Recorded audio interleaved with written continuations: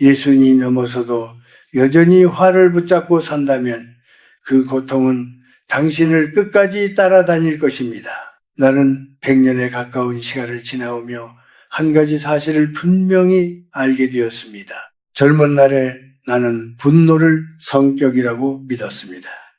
내가 예민해서 그런 것이라 여겼고 세상이 공정하지 않으니 화를 내는 것이 당연하다고 스스로를 감쌌습니다. 마음이 들끓는 순간마다 그것이 곧 진실이라고 착각했습니다. 가슴이 요동치면 말이 먼저 튀어나왔고 말이 지나간 자리에는 늘 후회가 남았습니다. 그때 나는 시간이 해결해 줄 것이라 믿었습니다. 나이가 들면 저절로 차분해질 것이라 생각했습니다. 그러나 세월은 아무것도 자동으로 바꾸어주지 않았습니다. 훈련하지 않은 감정은 나이와 함께 사라지지 않습니다. 오히려 오래 묵을수록 더 깊은 상처를 남깁니다. 나는 오랜 세월 강단에 서서 많은 사람을 만났습니다. 어린 학생도 있었고 나보다 연배가 많은 이들도 있었습니다. 흥미로운 점은 지위나 배움의 깊이와 상관없이 어떤 이는 작은 말 한마디에 하루가 무너졌고 어떤 이는 같은 상황에서도 고요했다는 사실입니다. 처음에는 타고난 기질의 차이라고 생각했습니다. 그러나 세월이 쌓이면서 공통점이 보이기 시작했습니다. 쉽게 흔들리는 사람은 늘 바깥을 원인으로 삼았고 흔들리지 않는 사람은 먼저 자기 안을 돌아보았습니다. 사람들은 말합니다. 저 사람이 나를 화나게 했다고. 하지만 나는 수없이 내 마음을 들여다보며 깨달았습니다. 타인은 나의 감정을 만들지 않습니다. 그들은 그저 자극을 줄 뿐입니다. 결정은 언제나 내 안에서 내려집니다. 같은 말을 듣고도 어떤 날은 분노했고 어떤 날은 웃으며 넘겼습니다. 그 차이를 만든 것은 상황이 아니라 나의 상태였습니다. 몸이 지쳐 있었는지 기대가 지나치게 컸는지 나를 돌아볼 여유가 있었는지에 따라 반응은 달라졌습니다. 그래서 나는 이렇게 말하고 싶습니다. 분노는 약함의 증거가 아닙니다. 그것은 아직 다듬어지지 않은 부분이 남아있다는 신호입니다. 노년에 이르러 나는 한 문장을 자주 마음에 적어두었습니다. 감정은 손님이고 선택은 집주인이라는 말입니다. 감정은 예고 없이 찾아옵니다. 막을 수도 없고 완전히 없앨 수도 없습니다. 그러나 그 감정에게 집에 주도권을 넘길 필요는 없습니다. 많은 이들이 감정을 억누르는 것을 통제라고 생각합니다. 하지만 억눌린 감정은 언젠가 더 큰 소리로 돌아옵니다. 진짜 통제는 느끼지 않는 것이 아니라 느끼면서도 선택하는 힘입니다. 지금 당장 말할 것인가?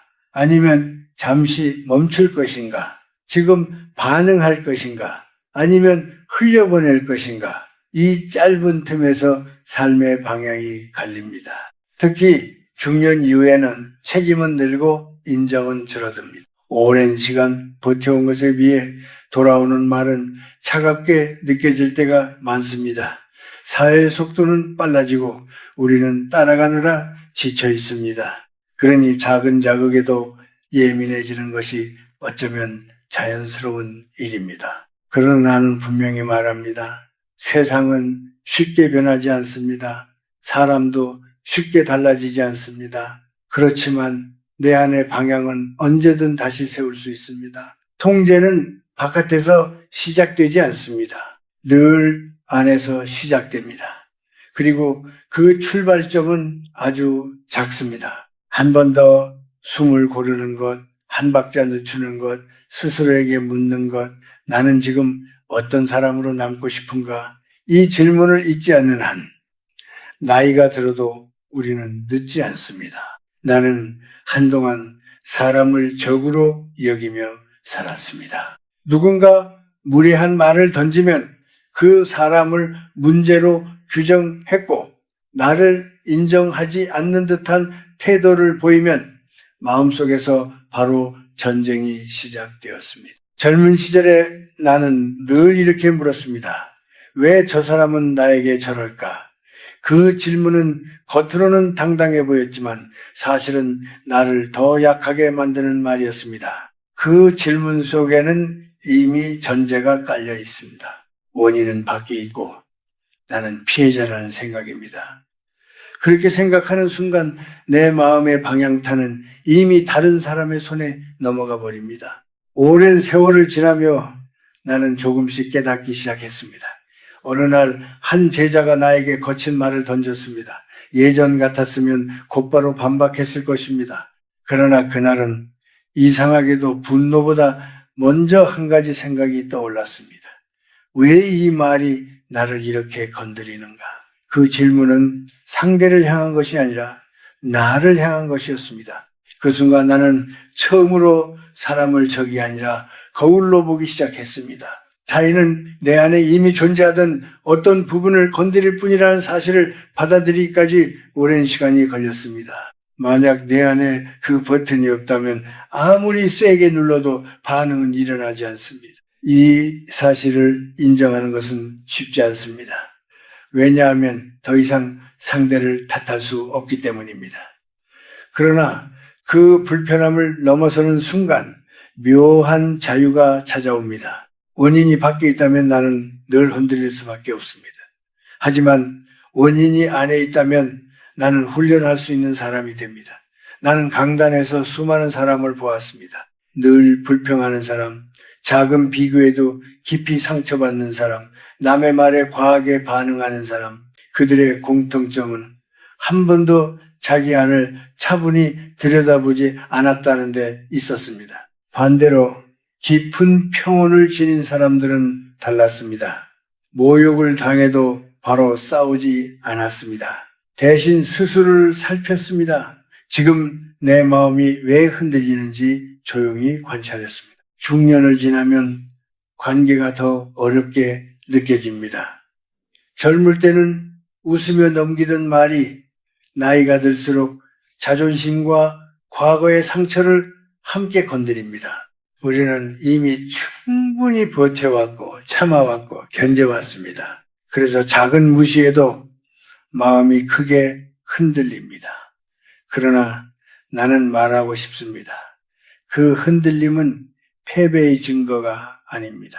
아직 단단해질 수 있는 부분이 남아있다는 신호입니다. 삶은 늘 가장 약한 지점을 시험합니다.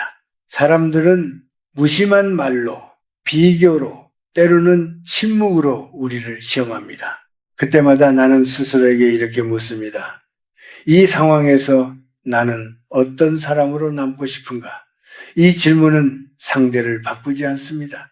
그러나 나의 위치를 바꿉니다. 피해자에서 관찰자로, 반응하는 사람에서 선택하는 사람으로 나를 옮겨놓습니다. 관찰자의 자리에 서면 이상하게도 싸움이 줄어듭니다. 이겨야 할 필요도, 설명해야 할 의무도 줄어듭니다. 대신 에너지가 안으로 모입니다. 그 에너지가 쌓이면 마음은 점점 깊어집니다. 나는 오랜 세월을 살며 확신하게 되었습니다. 진짜 통제는 평온한 날에는 잘 드러나지 않습니다. 인정받고 있을 때, 사랑받고 있을 때는 누구나 차분할 수 있습니다. 그러나 모욕을 당했을 때, 억울함을 느낄 때, 노력에 비해 보상이 따르지 않을 때 드러나는 태도가 그 사람의 깊이를 보여줍니다. 폭풍 속에서도 방향을 잃지 않는 배처럼 사람도 흔들림 속에서 중심을 지켜야 합니다. 그리고 그 중심은 언제나 바깥이 아니라 안에 있습니다. 누군가의 말이 나를 흔들었다면 나는 그 말보다 내 안에 울림을 먼저 살펴야 합니다. 그것이 내가 늦게 배운 두 번째 깨달음입니다. 나는 한때 말이 곧 힘이라고 믿었습니다. 설명을 잘하면 오해는 풀릴 것이라 생각했고 반박하지 않으면 지는 것이라 여겼습니다. 그래서 자극을 받는 순간마다 머릿속에서는 이미 긴 문장이 만들어지고 있었습니다. 상대의 말을 끊고 내 입장을 밝히는 것이 당당함이라고 믿었습니다. 그러나 세월이 흐른 뒤 돌아보니 그 시절에 나는 늘 피곤했습니다. 말이 많을수록 내 삶은 더 소란스러웠습니다. 이기고 나서도 마음은 편하지 않았고 설명을 마치고 나서도 허전함이 남았습니다. 그때는 몰랐지만 나는 매 순간 내 감정을 증명하려 애쓰고 있었던 것입니다. 오랜 시간이 지나서야 나는 침묵의 힘을 알게 되었습니다. 침묵은 약함이 아닙니다. 오히려 가장 조용한 통제입니다. 사람이 즉각 반응하는 순간 이미 주도권은 상대에게 넘어갑니다. 상대는 나의 반응을 보고 다시 계산하고 또 다른 자극을 던질 수 있습니다. 그러나 내가 한 박자 멈출 때, 아무 말도 하지 않고 숨을 고를 때 흐름은 끊깁니다. 그 짧은 멈춤 속에서 상황은 더 이상 자동으로 흘러가지 않습니다. 나는 수없이 그 장면을 경험했습니다. 말하지 않았기에 싸움이 사라졌고 반응하지 않았기에 관계가 소진되지 않았습니다. 중년 이후 많은 이들이 침묵을 두려워합니다. 말하지 않으면 오해받을까 걱정하고 반응하지 않으면 무시당할까 불안해합니다. 나 또한 그런 시절이 있었습니다. 특히 오랜 세월 쌓아온 자존심이 있을수록 더 그렇습니다. 그러나 나는 분명히 말할 수 있습니다. 모든 생각을 말로 옮길 필요는 없습니다. 모든 감정을 표현할 의무도 없습니다. 지혜는 해야 할 말을 아는 데서만 나오지 않습니다. 하지 않아도 되는 말을 아는 데서도 나옵니다. 침묵은 나를 작게 만드는 것이 아니라 나를 단단하게 만드는 선택입니다. 침묵은 에너지를 안으로 모읍니다. 불필요한 설명과 변명은 힘을 바깥으로 흩어버립니다. 강한 사람은 설득하려 애쓰지 않습니다. 그는 자신의 기준에 따라 행동하고 그 행동이 말을 대신하게 둡니다. 나이가 들수록 말은 줄고 태도는 깊어져야 합니다. 사람들은 때로 말보다 침묵 속에서 더 많은 것을 느낍니다. 급히 반응하지 않는 사람 앞에서는 함부로 말하기가 어려워집니다. 그 고요함이 하나의 울타리가 됩니다. 나는 제 애들에게 자주 말했습니다. 모든 싸움에 참여하지 말라고. 싸움에 참여하지 않는다는 것은 무관심이 아닙니다. 그것은 선택입니다. 세상에는 꼭 이겨야 할 싸움도 있지만 굳이 붙잡을 필요 없는 싸움이 더 많습니다. 자극과 반응 사이에는 아주 작은 공간이 있습니다. 그 공간이 곧 자유입니다. 그 공간이 넓어질수록 사람은 흔들리지 않습니다. 그 짧은 틈을 지키는 연습이 곧 인생의 품격을 만듭니다. 침묵을 선택하는 순간 나는 한 단계 위에 서 있다는 느낌을 받았습니다. 상대는 여전히 말을 던질 수 있습니다. 그러나 더 이상 내 중심까지 파고들 수는 없습니다. 나는 늦게 이 사실을 배웠습니다. 더 일찍 알았다면 좋았겠다고 생각한 적도 있습니다. 하지만 늦은 배움이란 없습니다. 침묵은 나이가 들수록 더 깊어질 수 있는 힘입니다. 그것은 도망이 아니라 주도권을 되찾는 선언입니다. 지금 이 순간 나는 감정에 끌려가지 않겠다는 조용한 다짐입니다. 말이 많았던 시절에 나는 늘 누군가에게 이해받고 싶었습니다. 그러나 이해받지 못해도 괜찮다고 받아들인 지 내 마음은 훨씬 가벼워졌습니다. 설명하지 않아도 내 삶이 무너지지 않는다는 것을 알게 되었습니다. 침묵은 나를 지켜주는 가장 단순한 방법이었습니다. 그리고 나는 이제 확신합니다. 삶의 후반부에 배워야 할 중요한 기술 중 하나는 더 잘 말하는 법이 아니라 더 잘 멈추는 법이라는 것을 침묵을 배우고 난 뒤 나는 한 걸음 더 나아가야 한다는 것을 깨달았습니다. 말하지 않는 것만으로는 충분하지 않았습니다. 마음속에서는 여전히 감정이 일어나고 있었기 때문입니다. 겉으로는 조용했지만 속에서는 분노가 맴돌 때도 있었습니다. 그래서 나는 감정과 거리를 두는 연습을 시작했습니다. 무감각해지려는 것이 아니었습니다. 오히려 더 또렷하게 느끼되 그 감정에 붙잡히지 않으려는 시도였습니다. 사람들은 흔히 거리를 둔다고 하면 차가워진다고 생각합니다. 그러나 내가 배운 거리는 외면이 아니라 맑아짐이었습니다. 젊은 시절에 나는 기대가 많았습니다. 이해받고 싶었고 알아주기를 바랐고 최소한 공정하게 대우받기를 원했습니다. 그 기대가 클수록 실망도 깊었습니다. 기대는 겉으로 보면 따뜻한 희망처럼 보이지만 마음속에서는 조용히 조건을 걸고 있습니다. 나는 당신에게 이만큼 했으니 당신도 나에게 이만큼 해주어야 한다는 보이지 않는 계산이 숨어 있습니다. 그 계산이 어긋나는 순간 마음은 곧바로 상처로 반응합니다. 나는 오랜 세월 그 굴레 안에서 분노를 반복했습니다. 누군가의 말 한마디, 표정 하나가 내 하루를 결정하도록 내버려 두었습니다. 나이가 들어가면서 나는 하나씩 내려놓기 시작했습니다. 사람에게서 보상을 기대하는 대신 나 자신의 기준을 세우기로 했습니다. 나는 어떤 태도로 하루를 살 것인가, 어떤 말은 하지 않을 것인가, 어디까지가 나의 책임인가를 조용히 정했습니다. 그러자 놀랍게도 다른 사람의 반응이 나를 흔드는 힘이 약해졌습니다. 인정받지 못해도 내 가치가 줄어들지 않는다는 사실을 받아들이자 마음이 가벼워졌습니다. 기대를 줄인다는 것은 사랑을 줄이는 것이 아닙니다. 오히려 조건을 줄이는 일입니다. 조건이 줄어들수록 관계는 덜 소란스러워집니다. 마음에는 문이 있습니다.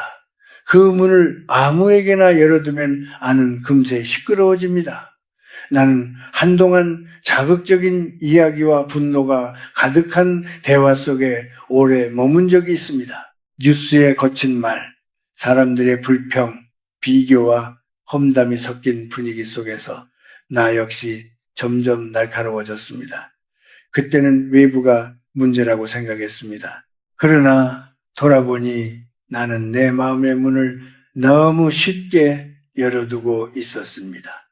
우리가 오래 듣는 말, 자주 접하는 분위기가 결국 우리의 감정 상태를 만듭니다. 중년 이후에는 이미 몸과 마음이 지쳐 있습니다.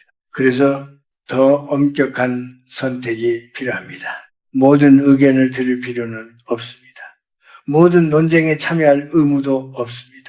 누군가의 분노를 대신 짊어질 이유도 없습니다. 강한 사람은 세상과 등을 지는 사람이 아니라 자기 마음을 지키는 사람입니다. 나는 이것을 뒤늦게 배웠습니다. 누군가 나를 실망시켰을 때 예전처럼 왜 나에게 이러는가를 묻지 않기로 했습니다. 대신 이렇게 묻습니다. 이 상황에서 나는 나를 어떻게 지킬 것인가? 이 질문은 책임을 피하는 것이 아닙니다. 오히려 책임을 가장 정확한 자리로 돌려놓는 일입니다. 나는 내 감정의 주인으로 남겠다는 선택입니다. 감정과 거리를 두는 연습을 하면서 나는 알게 되었습니다. 사람들은 여전히 자기 방식대로 말하고 행동합니다. 세상은 여전히 시끄럽습니다. 그러나 그것이 내 평온을 반드시 빼앗아가야 할 이유는 없습니다. 집착이 줄어들수록 분노도 줄어듭니다. 기대가 가벼워질수록 마음도 가벼워집니다. 어느 날 문득 깨닫게 됩니다. 타인의 태도가 더 이상 내 하루를 결정하지 않는다는 사실을, 그것이 내가 말하는 감정과의 거리입니다.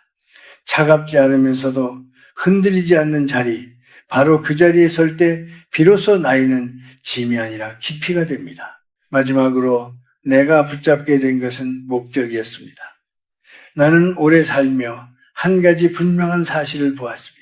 사람이 쉽게 화를 내는 이유는 마음이 약해서가 아니라 자신이 어디로 가고 있는지 잊어버렸기 때문인 경우가 많다는 것입니다. 방향을 잃은 배는 작은 파도에도 크게 흔들립니다. 그러나 목적이 분명한 배는 거센 바람 속에서도 길을 유지합니다. 나 또한 한때는 하루가 반복되면서 이유를 잊고 살았습니다. 강의와 연구가 익숙해지고 해야 할 일을 그저 해내는 시간 속에서 내 안에 질문이 흐려졌습니다. 그 시기에 나는 사소한 말에도 예민했고 작은 무시에도 오래 머물렀습니다. 지금 돌아보면은 그 분노의 대상은 사람이 아니라 공허함이었습니다. 목적이 사라진 자리는 쉽게 짜증과 불만으로 채워집니다. 사람의 마음은 비어 있는 것을 오래 견디지 못합니다. 그래서 나는 노년에 들어서야 다시 묻기 시작했습니다. 나는 오늘을 어떤 태도로 마치고 싶은가?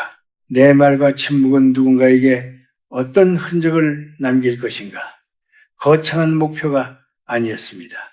그저 하루를 부끄럽지 않게 마무리하고 싶다는 소박한 바람이었습니다.